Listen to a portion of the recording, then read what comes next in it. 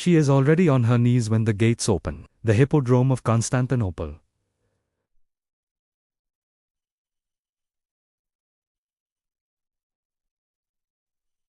A summer afternoon, heat rises from the ground like breath.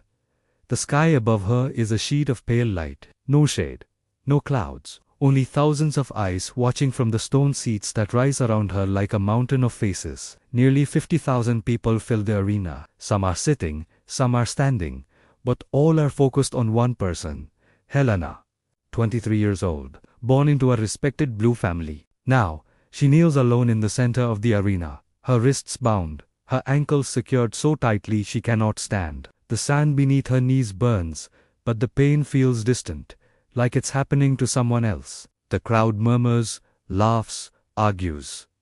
They are not here for a race. There are no chariots, no drivers. They are here for her. To witness a moment. A message. Helena doesn't know what story has been told about her. She was given no explanation, only the order to kneel, stay still, and wait. Then the sound changes. Metal scrapes against stone. A heavy gate slides open behind her. Voices shout instructions. And then, the steady rhythm of hooves stepping onto sand. The crowd responds instantly, excited, tense, expectant. Helena tries to turn, but the chains allow only a small movement. She sees dust, movement, something large and dark. Then she hears it, breathe slow, powerful, and close. A bull. Calm. Controlled by handlers. Not charging, just present. The crowd begins to chant, not for harm, but for the moment itself. The tension, the fear, the spectacle. Helena's hands shake. Her breath comes in short, trembling bursts. She wonders if anyone she knows is in the stands. Family, friends, people who once shared meals with her, are they here? Do they look away, or do they lean forward like everyone else? The handlers guide the bull nearer, close enough for her to feel its presence, close enough for her imagination to complete the rest. Someone calls her name, but not kindly. Helena lowers her head. This moment is not meant to end her life. It is meant to alter it, to reshape her status, her identity, her future. Because the Hippodrome was built for more than entertainment. It was designed as infrastructure for public messaging. A place where rulers could watch the entire city in one space, and where the city could be taught its boundaries. 400 meters of track, tens of thousands of seats, and the imperial box, high above everything, where the emperor could view not only races, but loyalties. Beneath the surface, hidden chambers and corridors allowed guards to move people out of sight. The Hippodrome was not just a stage, it was a system, a machine. A place where obedience was rewarded publicly and disobedience was corrected publicly. It worked because the city was divided, not just into citizens, but into factions, the blues and the greens. What began as simple racing teams grew into powerful political forces. Street organizations, even informal security groups. To be born blue or green was to inherit an identity for life. The emperor used these factions strategically, encouraging their rivalry so they would never unite against him. When the balance held, the Hippodrome was festive. When it broke, the arena transformed. It broke once terribly, in the year 532. Tensions had risen across Constantinople. High taxes. Religious disputes. Anger simmered everywhere, and for the first time, both blues and greens shouted the same word, Nika, victory. Not victory on the track, victory over Emperor Justinian. The Hippodrome filled with people. The races did not begin. Instead, tens of thousands turned toward the imperial box and demanded change. The emperor's response was not what they expected. First, his officials tried to negotiate, but the crowds rejected them. Then Justinian made a decision. The gates of the Hippodrome were sealed. Every exit, every passage was locked. At first, people didn't realize. Then, confusion spread, then fear.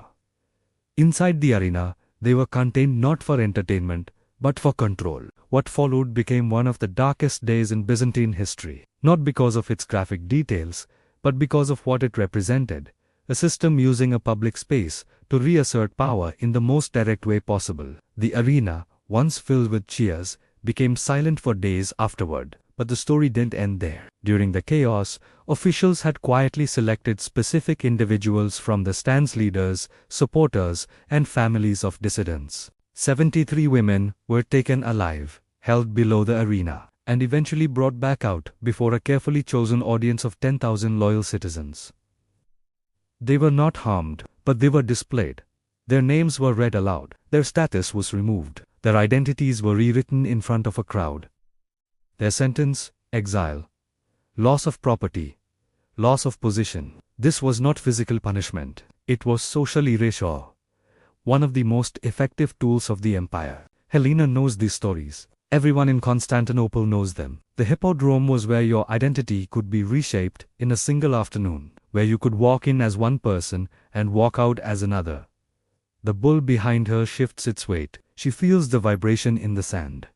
Her breath catches. This is the moment the audience will discuss later. How she sat, how she reacted, whether she stayed calm or broke down. The handlers keep the bull close, but always controlled. Close enough to shape fear, never close enough to cause harm. Minutes pass.